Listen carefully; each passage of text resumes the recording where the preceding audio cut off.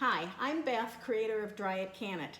Welcome to another episode of Fridge Day Friday, where I go through my refrigerator, see what's left over, and see what I can make from it.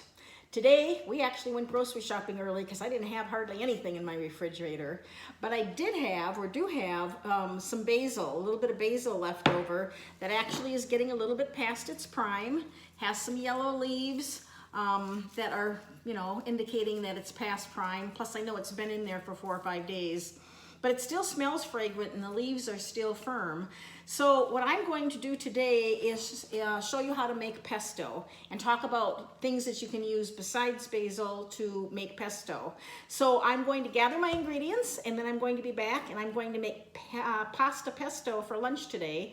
And stay tuned and I'll be back in a moment after I gather my ingredients. I've prepared my basil by washing it. Now, I never wash my herbs until I'm ready to use them. I do when I pick them, put them in a glass of water, and then put them in the refrigerator, and that will preserve them for maybe up to a week. But to make the pesto, your classic ingredients really are basil leaves, walnuts or pine nuts, Parmesan cheese, olive oil, and garlic. But you really can make pesto with lots of different kinds of greens. But to make this pesto, this is going to be a very small batch simply because I don't have a lot of basil right now. But you want to wash your basil leaves and then basically just strip the leaves off and put them in your blender or processor, food processor. Normally you're going to have cups of basil and I just don't have that. My basil just hasn't taken off this year. I think the sweet basil, I think it's called Genevieve or something, is my favorite kind, and I couldn't even find a plant for that this year, so I'm not even sure what kind of basil I have, but I plant basil just because I really do love pesto. But you can use different greens. Carrot top basil, like the greens from your carrots, is delicious. Asparagus pesto is also really good. You could use spinach, you could use broccoli. Lettuce, not so much. Maybe if you use something like a butter crunch lettuce, something that's more leafy and not too watery, you might be able to use that. You don't want to use something that you're not going to like the flavors for. I don't know that I would use pepper leaves, for example. I don't know how that would mix. For my liking anyway, it might work really well for others.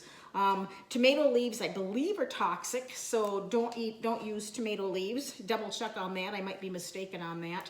But to make pesto is really easy. Now, the other thing you can do if you have excess amount of herbs, obviously, is to chop them the way you want them, and then put them in ice cube containers and with water, and then freeze them, and then just pull them out when you need to. So I haven't cleaned these off as well as I probably should.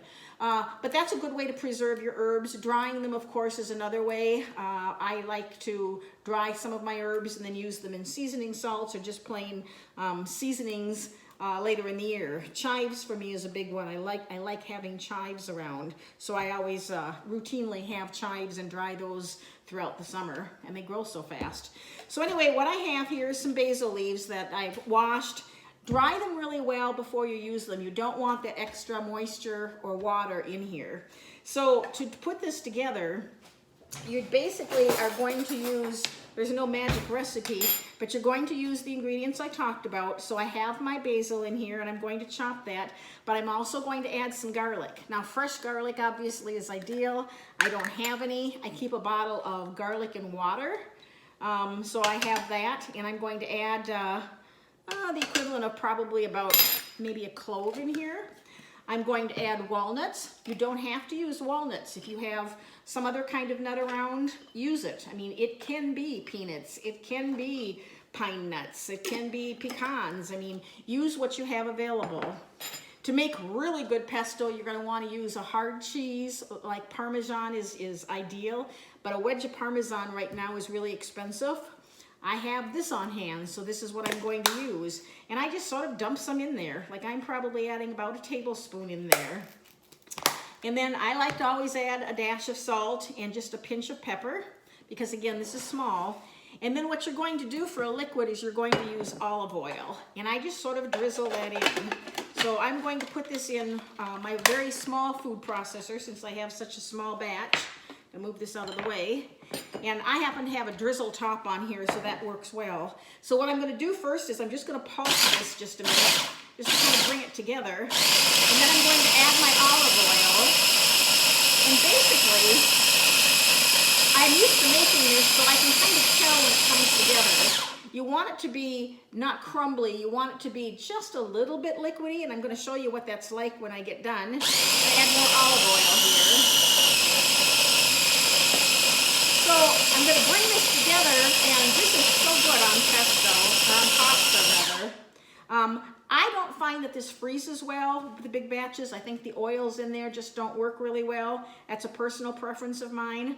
And you don't want to add too much olive oil or you end up with kind of a greasy pesto. So add a little bit more. I like these tops with the drizzle on them because you can kind of add it as you go. So I'm going to take this off now and I'm going to check it and see where I'm at. So right now it's still a little bit thick and I'd want it thinner than that.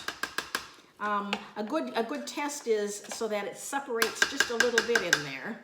So let's add some more olive oil.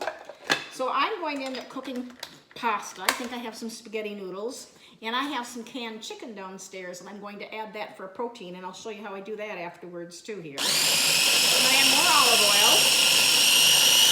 So again, you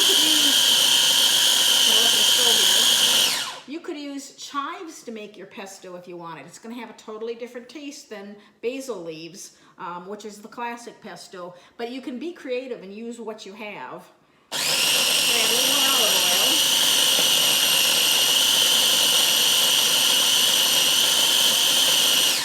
All right, so it looks like I've added a lot of olive oil over time, but I really haven't with the drizzles. So I'm going to check this again and see where I'm at with it. And I'm getting pretty close. It's a little bit looser, but it's still not loose enough for me. Now, normally I would like to have much more basil, and I would make a bigger batch of this. But given that literally my husband is away at the moment, and so it's just going to be me for lunch, and I like my main meal earlier anyway, this is going to be a great lunch for me. So, add a little more olive oil. And now I'm good. So I don't know if I'm going to be able to see this, but see how it mixes together now? It's starting to fall apart as I mix it, and that's exactly what I want. So let's see here. So now it's nice. It's a consistency that I like. I would describe it as a consistency similar to maybe meat sauce. That looks thick on the spoon, but this is really good. You can also thin this out with just a little bit of water if you want. But this is what it looks like. And I know to a lot of people that might not be the most appetizing because it's sort of a army green color. But what I'm going to do now is I'm going to go ahead and prepare my pasta. And I'm going to add some chicken to that. And I'm going to have a really good lunch. But I will show you that as I bring that together. So stay tuned. To make my pasta, I use a microwave pasta cooker because it's no watch, no mess. It's the drainer and everything. And it's got these neat little holes for 1 serving or 2 servings, or you just double it up for 4 servings or 3 or whatever you want. It has a watermark on it. You put this in the microwave. I know that for 1 serving it's 12.5 minutes. When I'm done, I put the cover on, I drain it, and my pasta is good to go. I'm going to have a link to this below, and yes, it's an affiliate link, and I use those to any purchases you make. I get a small commission. It doesn't cost you anything more, but it helps offset the costs for the website and the equipment I need to keep doing these things. So if you're interested in treating yourself to something really useful, 1 pan, 1 drain, no stove, this is the way to go. But anyway, I'm going to go ahead and cook this, and I'm going to be back to bring this together, so bear with me. Just took my pasta out of the cooker, and I'm going to put the cover on it and drain it. And then I'll have my pasta ready to go. Now, again, if you don't have spaghetti noodles, use fettuccine noodles, use macaroni noodles, use whatever you want. Even rice works for this. So I have my spaghetti ready to go here, and I want to show you the pesto. So I put this in here, and hopefully you can see this. The oil is not separating out, running out to the side. So that's a good indication that I don't have too much oil in here. So I'm just going to put my pasta into my dish like so. Now normally my pesto would be a brighter green, but again I'm using some basil leaves that have been in the refrigerator for a little bit. I just spoon my pesto onto my pasta and give it a quick mix. What I did after I shut off the camera last time is I had forgot to taste the pesto, and I did end up adding just another pinch of salt to it and then giving it a quick hit. So I have it mixed like so, and what I like to do oftentimes if I'm using this for a main meal, which I am, is I like to add a protein. So I have a small jar of chicken that I canned in December, and I opened this and took it out and kind of broke it up a little bit, and I'm just going to add some chicken to this for protein. I like having these small jars of chicken because I can use them quickly for you know, a chicken salad or a pasta salad or something like I'm doing here. And in August I'm going to have a video on how to can poultry, pressure can poultry, and I've also pretty much perfected a pressure canned cheesecake, which I want to make one more time and then get the recipe put together, but that's going to be coming up in August also, so be sure to watch for that. So really what I have here is lunch ready to go. I have a generous helping of pasta, all with my pesto, my basil pesto, added the chicken, which is optional, and this should be pretty good.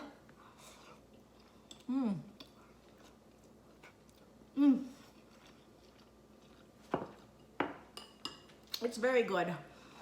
I can taste the walnuts, I can taste the Parmesan cheese, even though I used a cheaper grade of it. Definitely can taste the basil leaves. It's a great way to use your fresh leftover herbs. Again, adding a protein to it is optional. Sometimes I'm asked, why don't you give the recipe online? Two things. Like today, I'm not going to even give a recipe for this because you can Google it and find out recipes, and really you can just sort of add what you want to taste. The trick is to use a nut, use an herb, use some cheese, and use some olive oil and salt and pepper to taste. Blend it up and you're good to go. A lot of the other recipes, a lot of times I'm working with them and I'm making a smaller batch, and sometimes I need to make an adjustment, but I almost always will have a link at the bottom to my recipes that I'm using, and usually if you watch the video until the end, I'll tell you that, or I'll tell you what the recipe is or whatever the case is. So be sure to watch the videos to the end. But this is a great way to use leftover herbs, make a quick and easy lunch. I appreciate your watching. I hope that you will hit the subscribe button and subscribe for the exciting things that I have coming up. And I appreciate your watching. Happy Friday. Have a great weekend.